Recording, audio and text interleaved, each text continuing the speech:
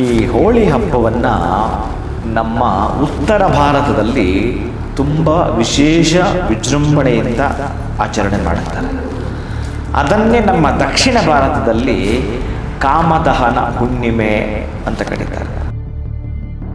ಈ ಹೋಲ್ಯಾಷ್ಟಕ ಅನ್ನುವ ಈ 8 ದಿನಗಳಲ್ಲಿ ಮಂಗಳ ಕಾರ್ಯಗಳು ಏನೂ ಕೂಡ ಜರುಗೋದಿಲ್ಲ. ಕಾರಣ ಏನು ಅಂತಂತಂದರೆ, ಈ ಹಿರಣ್ಯಕಶ್ಯಪು ಮಗನಾಗಿರತಕ್ಕಂತಹ ಭಕ್ತ ಪ್ರಹ್ಲಾದನನ್ನ 8 ದಿನಗಳ ಕಾಲ ಬಹಳ ಪೀಡಿಸ್ತಾನೆ. ಅದೇ ಮಹಾದೇವ ಸತೀದೇವಿಯನ್ನ ಹೆಗಲ ಮೇಲೆ ಹಾಕ್ಕೊಂಡು ಕಾಶಿಯಲ್ಲಿ ನೃತ್ಯವನ್ನ ಮಾಡುತ್ತಾ ಆ ಸಂದರ್ಭದಲ್ಲಿ ಪ್ರಕೃತಿ ವ್ಯಗ್ರವಾಗಿ, ಗ್ರಹಗಳು ಉಗ್ರವಾಗಿ, ಶಿವನ ರುದ್ರನಾಗಿ, ವೀರಭದ್ರನಾಗಿ, ಜನಗಳ ಅಭದ್ರತೆಗಾಗಿ ಕಾಡುತ್ತಿರಬೇಕಾದ್ರೆ ಸುಭದ್ರತೆಯ ನೃತ್ಯವನ್ನ ಮಾಡುತ್ತಾನೆ. ಆವಾಗ ಅವನ ಕಿವಿಯಿಂದ ಒಂದು ಓಲೆ ಕೆಳಗಡೆ ಬಿದ್ದು ಬಿಡುತ್ತೆ. ಆ ಹೆಣಗಳ ಸುಟ್ಟಿರ್ತಕ್ಕಂತಹ ಭಸ್ಮವನ್ನ ಒಬ್ಬರ ಮೇಲೊಬ್ಬರು ಎರಚೋ ಮುಖಾಂತರ ಒಂದು ಸ್ವಲ್ಪ ಆ ಹೋಳಿ ಹಬ್ಬದ ದಿನದಲ್ಲಿ ಏನಾದರೂ ಭಸ್ಮ ಬಿತ್ತು ಅಂತಂದ್ರೆ 100ಕ್ಕೆ 100 ಅವರಿಗೆ ಮೋಕ್ಷ ಪ್ರಾಪ್ತಿ ಅಂತ ನಂಬಿಕೆ. ಆ ಈ ಹುಣ್ಣು ರುಕ್ ನಮ್ಮ ಸರ ಈ ನೃತ್ಯವನ್ನ ಮಾಡೋ ಸಂದರ್ಭದಲ್ಲಿ ಬಹುಶಃ ಅಲ್ಲೇ ಅವ ಈ ಎಲ್ಲರೂ ಕೂಡ ಖುಷಿಯನ್ನ ವ್ಯಕ್ತಪಡಿಸೋ ಸಂದರ್ಭದಲ್ಲಿ ಹೋಲಿ ಆಟವನ್ನ ನೋಡ್ತಾ ಇದ್ದಂಥವ್ರು ಯಾರು ಅಂತಂದರೆ ದೇವತೆಗಳು, ಮನುಕುಲ. 8 ದಿನಗಳು ಯಾಕೆ ಈ ಕಾರ್ಯಕ್ರಮಗಳು ಮಾಡಬಾರದು ಅಂತಂದ್ರೆ, ಈ ಪ್ರಕೃತಿ ವ್ಯಗ್ರವಾಗಿದ್ದಾಗ, ಗ್ರಹಗಳು ಉಗ್ರವಾಗಿದ್ದಾಗ, ಸೂರ್ಯ, ಚಂದ್ರ, ಮಂಗಳ, ಬುಧ, ಗುರು, ಶುಕ್ರ, ಶನಿ, ರಾಹು ಈ 8 ಗ್ರಹಗಳು ಈ ಒಂದು ಹುಣ್ಣಿಮೆ 8 ದಿನಗಳ ಹಿಂದಿಂದ ಅತ್ಯಂತ ಉಗ್ರವಾಗಿರುತ್ತವೆ ಅಂತಕ್ಕಂಥದ್ದು. ನಮಸ್ಕಾರ. ನವಶಕ್ತಿ ಪೀಠಂ ವಾಹಿನಿಯ ಸಮಸ್ತ ವೀಕ್ಷಕರೆಲ್ಲರಿಗೂ ಸಂಕಲ್ಪ ಸಿದ್ಧಿ ಕಾರ್ಯಕ್ರಮಕ್ಕೆ ಆತ್ಮೀಯವಾದ ಸ್ವಾಗತ, ಸುಸ್ವಾಗತವನ್ನು ಕೋರ್ತಾ ಇದ್ದೀನಿ. ನಾನು ನಿರೂಪಕಿ ಶ್ರುತಿ. ವೀಕ್ಷಕರೇ, ನೀವು ಮೊದಲನೇ ಬಾರಿಗೆ ನಮ್ಮ ವಾಹಿನಿಯನ್ನು ನೋಡ್ತಾ ಇದ್ರೆ ಆದಷ್ಟು ಬೇಗ ಸಬ್ಸ್ಕ್ರೈಬ್ ಮಾಡಿಕೊಳ್ಳಿ. ಯಾಕೆ ಅಂತಂದರೆ ನಮ್ಮ ದಿನನಿತ್ಯದ ಜೀವನದಲ್ಲಿ ನಮಗೆ ಬೇಕಾಗಿರುವಂತಹ ಆಧ್ಯಾತ್ಮಿಕ, ಧಾರ್ಮಿಕ ವಿಶೇಷ ವಿಚಾರಗಳ ಬಗ್ಗೆ ವಿಡಿಯೋಗಳ ಮೂಲಕ ಗುರುಜಿಯವರು ಮಾಹಿತಿಯನ್ನು ತಿಳಿಸ್ಕೊಡ್ತಾ ಇದ್ದಾರೆ. ಎಂದಿನಂತೆ ಇವತ್ತು ಕೂಡ ನಮ್ಮೊಂದಿಗಿದ್ದಾರೆ ಸ್ಪಿರಿಚುವಲ್ ಗುರು ಡಾಕ್ಟರ್ ವಿಷ್ಣುದತ್ತ ಗುರುಜಿಯವರು. ಗುರುಜಿ ನಮಸ್ಕಾರ, ಕಾರ್ಯಕ್ರಮಕ್ಕೆ ಸ್ವಾಗತ. ಗುರುಜಿ, ಹೋಳಿ ಹಬ್ಬ ಇನ್ನೇನು ಸಮೀಪದಲ್ಲೇ ಇರೋದ್ರಿಂದ ನಾನು ಎಲ್ಲೋ ಒಂದು ಕಡೆ ಓದಿದ ನೆನಪು ಹೋಳ್ಯಾಷ್ಟಕ ಅಂತ ಹೇಳಿ. ಸೊ ಈ ಒಂದು ಸಂದರ್ಭದಲ್ಲಿ ಒಂದು 8ರಿಂದ 10 ದಿನಗಳ ಕಾಲ ಯಾವುದೇ ಒಂದು ಶುಭ ಕೆಲಸಗಳನ್ನು ಮಾಡಬಾರ್ದು ಅನ್ನೋ ರೀತಿಯಲ್ಲಿ ಮದುವೆ, ಮುಂಜಿ ಈ ರೀತಿಯಾಗಿ ಯಾವುದೇ ಶುಭ ಕಾರ್ಯಕ್ರಮಗಳನ್ನು ಮಾಡೋದಿಲ್ಲ. ಇದು ಯಾಕಾಗಿ ಗುರುಜಿ? ಏನಿದು ಹೋಳ್ಯಾಷ್ಟಕ ಅಂತಂದರೆ? ಓಂ ವಿಶ್ವಸ್ಮೈ ನಮಃ. ಪ್ರೀತಿಯ ಬಂಧುಗಳೇ, ಈ ಹೋಳಿ ಹಬ್ಬವನ್ನು ನಮ್ಮ ಉತ್ತರ ಭಾರತದಲ್ಲಿ ತುಂಬ ವಿಶೇಷ ವಿಜೃಂಭಣೆಯಿಂದ ಆಚರಣೆ ಮಾಡುತ್ತಾರೆ. ಅದನ್ನೇ ನಮ್ಮ ದಕ್ಷಿಣ ಭಾರತದಲ್ಲಿ ಕಾಮದಹನ ಹುಣ್ಣಿಮೆ ಅಂತ ಕರೀತಾರೆ. ಹೋಳಿ ಹುಣ್ಣಿಮೆ ಅಂತಲೂ ಕೂಡ ಕರೀತಾರೆ. ಹೀಗೆ ಈ ಹೋಲ್ಯಾಷ್ಟಕ ಅನ್ನುವ ಈ 8 ದಿನಗಳಲ್ಲಿ ಮಂಗಳ ಕಾರ್ಯಗಳು ಏನೂ ಕೂಡ ಜರುಗೋದಿಲ್ಲ.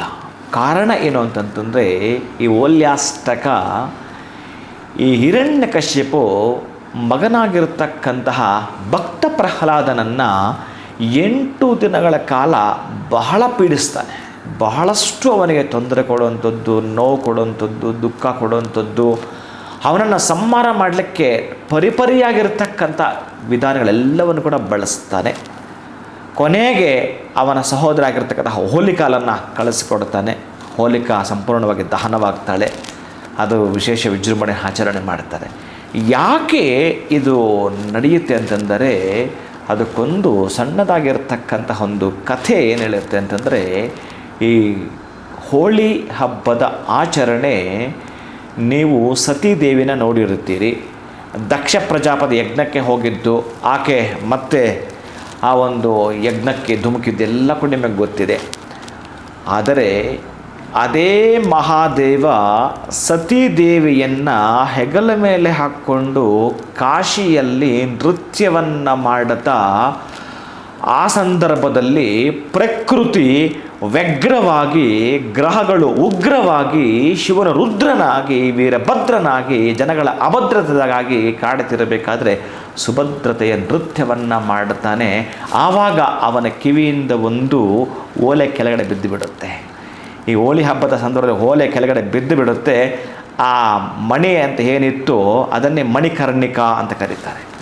ಯಾವ ಸಂದರ್ಭದಲ್ಲಿ ಕೆಳಗೆ ಬಿತ್ತೋ ಆ ಸಂದರ್ಭದಲ್ಲಿ ಆಚರಣೆ ಹಬ್ಬದ ರೂಪದಲ್ಲಿ ಮಾಡುವಂಥದ್ದು ಒಂದು. ಆದರೆ ಬಹುಶಃ ಆ ಸಂದರ್ಭದಲ್ಲಿ ಶಿವ ನೃತ್ಯವನ್ನು ಮಾಡೋ ಸಂದರ್ಭದಲ್ಲಿ ಏನು ಅವನ ಕರ್ಣಕುಂಡಲದಿಂದ ಬಿತ್ತೋ ಅದೇ ಮಣಿಕರ್ಣಿಕಾ ಘಾಟ್. ನೀವು ಬಹುಶಃ ಕಾಶಿಗೆ ಏನಾದರೂ ಹೋಗಿದ್ದರೆ ಆ ಮಣಿಕರ್ಣಿಕಾ ಘಾಟನ್ನು ನೋಡಿಯೇ ಬರಬೇಕು. ನೀವು ಶಿವನನ್ನು ನೋಡೋದು, ಅಲ್ಲಿ ಕಾಲಭೈರವನನ್ನು ನೋಡೋದು, ವಾರಾಹಿಯನ್ನು ನೋಡ್ತಕ್ಕಂತಹದ್ದು ಇವೆಲ್ಲ ಸಾಮಾನ್ಯ.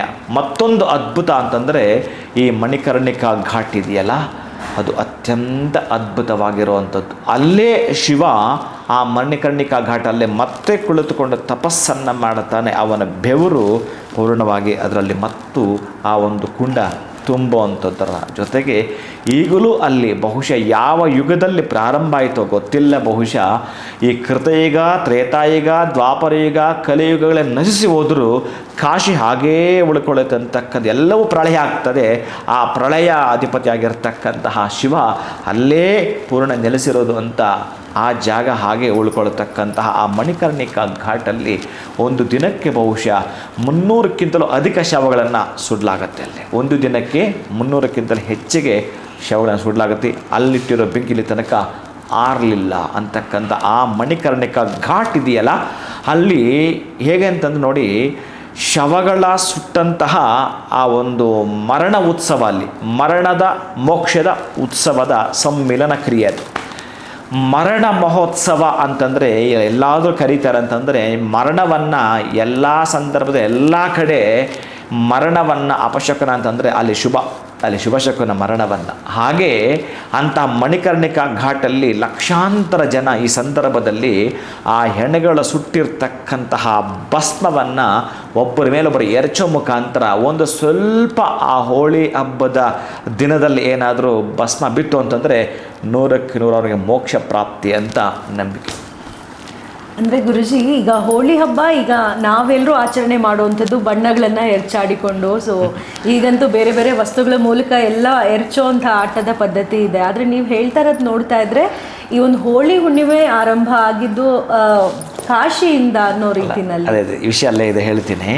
ಹಾಗೆ ಆ ಮಹಾನುಭಾವ ನೃತ್ಯ ಮಾಡ್ತಾ ಇದ್ದಲ್ಲ, ಆ ರುದ್ರ ವೀರಭದ್ರನಾಗಿ ಇಲ್ಲಿರ್ತಕ್ಕಂಥ ಈ ಲೋಕದ ಅಭದ್ರತೆಯನ್ನು ದೂರ ಮಾಡಲು ಸುಭದ್ರತೆಗಾಗಿ ನೃತ್ಯ ಮಾಡುತ್ತಿರುವ ಸಂದರ್ಭದಲ್ಲಿ ಆ ಈ ಉಣ್ಣು ರುಕ್ ನಮ್ಮ ಸರ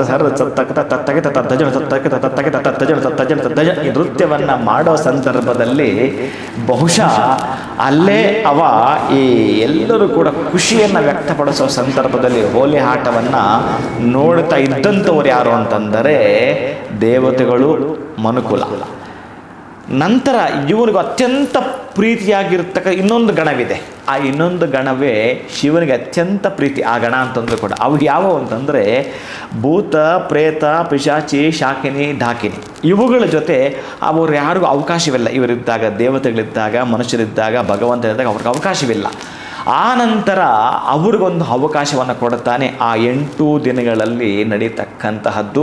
ನಂತರ ಈ 8 ದಿನಗಳು ಯಾಕೆ ಈ ಕಾರ್ಯಕ್ರಮಗಳು ಮಾಡಬಾರ್ದು ಅಂತಂದರೆ, ಈ ಪ್ರಕೃತಿ ವ್ಯಗ್ರವಾಗಿದ್ದಾಗ, ಗ್ರಹಗಳು ಉಗ್ರವಾಗಿದ್ದಾಗ, ಸೂರ್ಯ, ಚಂದ್ರ, ಮಂಗಳ, ಬುಧ, ಗುರು, ಶುಕ್ರ, ಶನಿ, ರಾಹು ಈ 8 ಗ್ರಹಗಳು ಈ ಒಂದು ಹುಣ್ಣಿಮೆ 8 ದಿನಗಳ ಹಿಂದಿಂದ ಅತ್ಯಂತ ಉಗ್ರವಾಗಿರುತ್ತವೆ ಅಂತಕ್ಕಂಥದ್ದು ಜ್ಯೋತಿಷ್ಯದ ಪ್ರಕಾರವೂ ಕೂಡ. ಆ 8 ದಿನಗಳ ಕಾಲ ಗ್ರಹಗಳು ಅತ್ಯಂತ ಉಗ್ರದ ಸ್ವಭಾವದಲ್ಲಿರುತ್ತವೆ. ಅದಕ್ಕಾಗಿ ಯಾವುದೇ ಕಾರ್ಯಕ್ರಮಗಳು ಮಾಡಬಾರದು ಅನ್ನೋದು ಒಂದು. ನೋಡಿ, ಅದೇ 8 ದಿನಗಳಲ್ಲೇ ಈ ಒಂದು ಹಿರಣ್ಯಕಶಿಪ ಬಹಳಷ್ಟು ಹಿಂಸೆಗೆ ಒಳಪಡಿಸಿದ್ದು ಭಕ್ತ ಪ್ರಹ್ಲಾದನನ್ನು. ಈ 8 ದಿನಗಳ ಹಿಂದೆ ಶಿವ ಮನ್ಮಥನನ್ನೇ ಸುಟ್ಟದ್ದು ಮತ್ತು ದೇವತೆಗಳೆಲ್ಲ ಬೇಡಿಕೊಂಡಾಗ ಆ ಹೋಳಿ ಹಬ್ಬದಂದು ಮತ್ತೆ ಅವನಿಗೆ ಮರುಜೀವವನ್ನು ಕೊಡ್ತಕ್ಕಂತಹದ್ದು. ಈ 8 ದಿನಗಳಲ್ಲಿ ಯಾವಾಗ ಅವರಿಗೆ ಶೋಕ ಪ್ರಾರಂಭ ಆಯಿತೋ ಮನ್ಮಥನನ್ನು ಸುಟ್ಟಾಗ, ಆನಂತರ ಹೋಳಿ ಹಬ್ಬದೊಂದು ಅವರಿಗೆ ಮತ್ತೆ ಪ್ರಾಣದಾನವನ್ನು ಮಾಡಿದಾಗ ಖುಷಿಯನ್ನು ವ್ಯಕ್ತಪಡಿಸಿದ್ದು ಈ ಒಂದು ಬಣ್ಣಗಳ ಮುಖಾಂತರ, ಎರಚೋ ಮುಖಾಂತರ ಒಬ್ರಿಗೊಬ್ಬರ ಸಂತೋಷವನ್ನು, ಹೇಗೆ ನಾವು ಬಹಳ ಸುಖವಾಗಿ ಸಂತೋಷವಾಗಿರ್ತಕ್ಕಂಥ ರೀತಿಯಲ್ಲಿ ಮಕ್ಕಳು ಆಟ ಆಡಬೇಕಾದ್ರೆ ಎಲ್ಲ ಥರದ ರಂಗಿನ ಆಟ ಆಡ್ತಾರೋ, ಇದನ್ನೇ ಉತ್ತರ ಭಾರತದಲ್ಲಿ ಬಹಳ ಪ್ರಧಾನವಾಗಿ ಹೋಲಿಕಾ ಹಬ್ಬವನ್ನು ಮಾಡ್ತಕ್ಕಂತಹದ್ದು ವಿಶೇಷ ವಿಜೃಂಭಣೆಯಿಂದ ಮಾಡ್ತಾರೆ. ಅದೇ ದೊಡ್ಡವರಿಗಾದರೆ ಈ ಬಣ್ಣಗಳನ್ನು ಅವರಿಗೆ ಪಾದಗಳಿಗೆ ಎರಚೋ ಮುಖಾಂತರ, ರಾಧಾಕೃಷ್ಣರ ವಿಗ್ರಹಗಳಿಗೆ ಅಷ್ಟೇ ಆ ಒಂದು ಬಣ್ಣಗಳಿಂದ ಅಭಿಷೇಕವನ್ನು ಕೂಡ ಮಾಡ್ತಿರುತ್ತಾರೆ.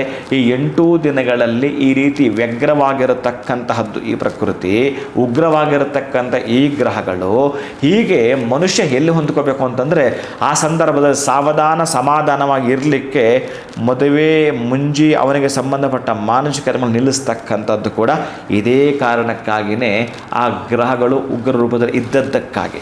ಗುರುಜಿ, ಈಗ ನೀವು ಹೇಳ್ತಾ ಇದ್ದೀರಿ 8 ದಿನಗಳ ಕಾಲ ಯಾವುದೇ ಒಂದು ಶುಭ ಕಾರ್ಯಕ್ರಮಗಳು ಮಾಡಬಾರ್ದು ಅಂತ. ಆದರೆ ಇವತ್ತಿನ ಕಾಲದಲ್ಲಿ ನಾವು ನೋಡೋದಾದರೆ ಇವತ್ತಿಗೆ ಕೂಡ ಒಂದು ಮದುವೆಗಳು ನಡೆಯುವಂಥದ್ದು ಪದ್ಧತಿ ನಡೆಸ್ಕೊಂಡೇ ಬರ್ತಾ ಇದ್ದಾರೆ.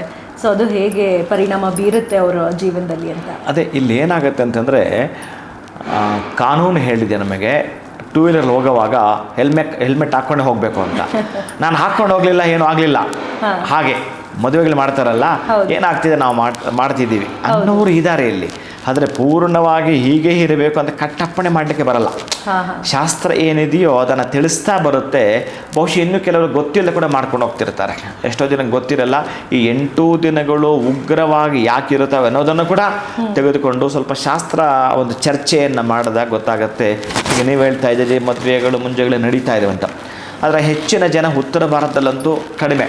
ನಮ್ಮ ದಕ್ಷಿಣ ಭಾರತದಲ್ಲಿ ಕಾಮದಹನದ ಹಬ್ಬ ಅಂತ ಮಾಡುವಾಗ ರಥೋತ್ಸವಾದಿಗಳು ಹೆಚ್ಚಿಗೆ ಮಾಡ್ತಾರೆ.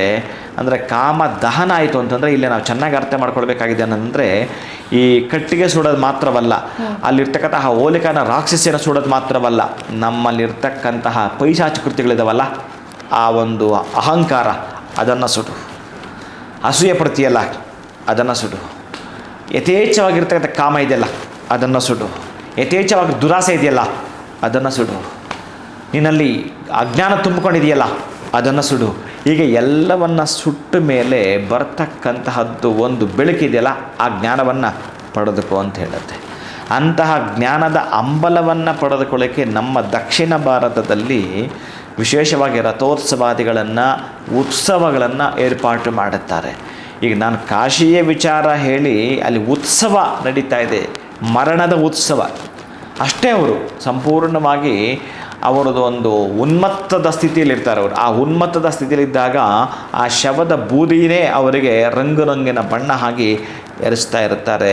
ಯಾವುದೋ ಒಂದು ಶವದ ಒಂದಷ್ಟು ಭಸ್ಮ ಬಿತ್ತು ಅಂತಂದರೆ ಈ ದಿನ ಮೋಕ್ಷ ಪ್ರಾಪ್ತಿ ಅಂತ ಕೂಡ ಶಾಸ್ತ್ರ ಹೇಳ್ತಾ ಇರುತ್ತೆ. ಹಾಗಾಗಿ ಈ ಹೋಳಿ ಹುಣ್ಣಿಮೆ ಎಂದು ನೀವುಗಳೇನಾದರೂ ಮಾಡ್ತೀನಿ ಅಂತಂದರೆ, ಇಲ್ಲಿ ಏನಾದರೂ ಈ 8 ದಿನಗಳಲ್ಲಿ ಶಾಸ್ತ್ರ ಏನು ಹೇಳುತ್ತೆ ಅಂತಂದರೆ, ನೀನು ಏನೇನೋ ಮಾಡಲಿಕ್ಕೆ ಹೋಗಬೇಡ. ಮದುವೆ, ಮುಂಜಿ, ಗೃಹ ಪ್ರವೇಶ, ನಾಮಕರಣ ಇತ್ಯಾದಿಯಾಗಿ ಮಾನುಷ ಕರ್ಮಗಳನ್ನು ನಿಲ್ಲಿಸಿ ನೀನೇನಾದರೂ ಪುಣ್ಯ ಸಂಪಾದನೆ ಮಾಡಿಕೊಳ್ಳಬೇಕು ಅಂತಂದರೆ, ಮೋಕ್ಷ ಪ್ರಾಪ್ತಿಯನ್ನು ನೀನು ಪಡೆದುಕೊಳ್ಳಬೇಕಾದರೆ ದಾನವನ್ನು ಮಾಡು ಅಂತ ಹೇಳ್ತಾನೆ. 1 ದಾನ ಮಾಡಿದರೆ 100 ದಾನಕ್ಕೆ ಸಮ ಅಂತ ಹೇಳ್ತಾನೆ. 100 ಸಲ ಮಾಡಿದಷ್ಟು ಫಲವನ್ನು ಈ ಒಂದು 8 ದಿನ ಹೋಲ್ಯಾಷ್ಟಕ ಅಂತ ಕರೀತಾರೆ ಇದನ್ನು. ಈ ಹೋಲ್ಯಾಷ್ಟಕ ಅಂತಂದರೆ ಈ ಹುಣ್ಣಿಮೆಯಿಂದ 8 ದಿನ ಹಿಂದಿನ ದಿನದ ಲೆಕ್ಕ ಮಾಡಿಕೊಳ್ತಾ ಇರುತ್ತಾ ಆ 8 ಗ್ರಹಗಳು ಒಂದೊಂದು ದಿನಕ್ಕೆ ಒಂದೊಂದು ಗ್ರಹ ಉಗ್ರವಾಗ್ತವೆ.